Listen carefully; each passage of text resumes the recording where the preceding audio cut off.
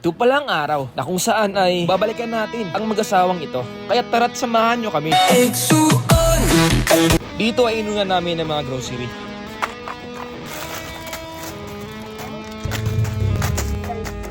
At dahil sa naalala ko, sabi ng mag-asawa na di na sila kumakain ng isda. Kaya dito ay bumili tayo ng isda para sa kanila. Kahit man lang sa araw na ito ay makatikim sila ng masarap na isda.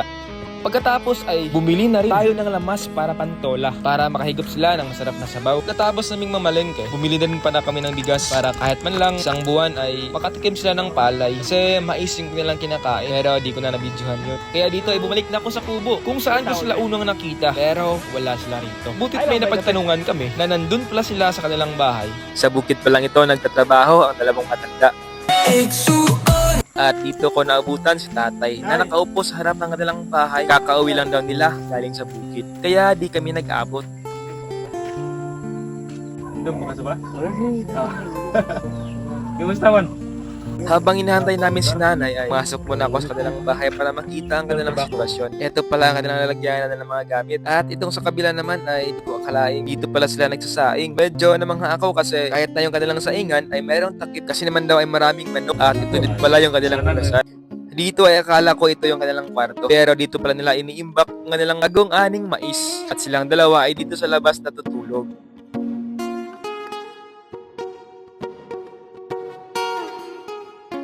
Gaya na sabi nila dati na marami pa naman silang bigas. Eto na nga, nasa sako pa. Ito ay bigas na mais na bunga rin ng kanilang pagkakayod. Dito ay sobrang saya ni nanay na nakita niya. Tingnan niya na muna ang aming kaunting kwentuhan. Yan yung umabalik ko sa inyo. Kaya gitu ya. Danog saya. Udah kayo. Kitang-kita ko sa kanilang mga mukha ang saya. Kaya na ba dala para sa inyo ha? Likod sa mo, likod. Surprise, surprise. Ito nga tubang ha? Kaya dito ay pinatalikod ko na sila at kinuha ko ang sorpresa. Wait lang na eh. Can't turn back now, 'cause you brought me to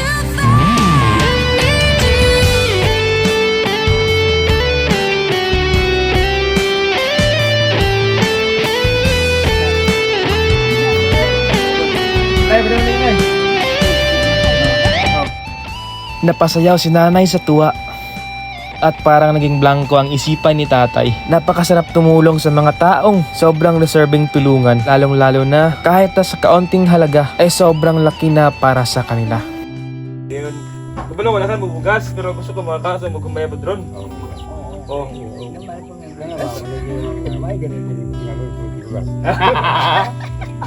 Dahil may gusto rin ay din. Ingin mo dugay na mo kang isda o ganito na mo isda. Tulahan yun ni Karanay. Dugo ni. Selamat. Oh. Salamat po na ko na sir. Salamat. Wala ra tayo eh. Kira kayo wala ra ito. Satu pa ang mo tumisika sa Kini-kini.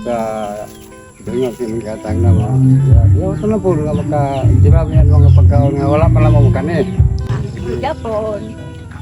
Lipay ra ka. Bye. Thank you. So kani tayo nani kape sa na. Malat. Malagay na sir nga.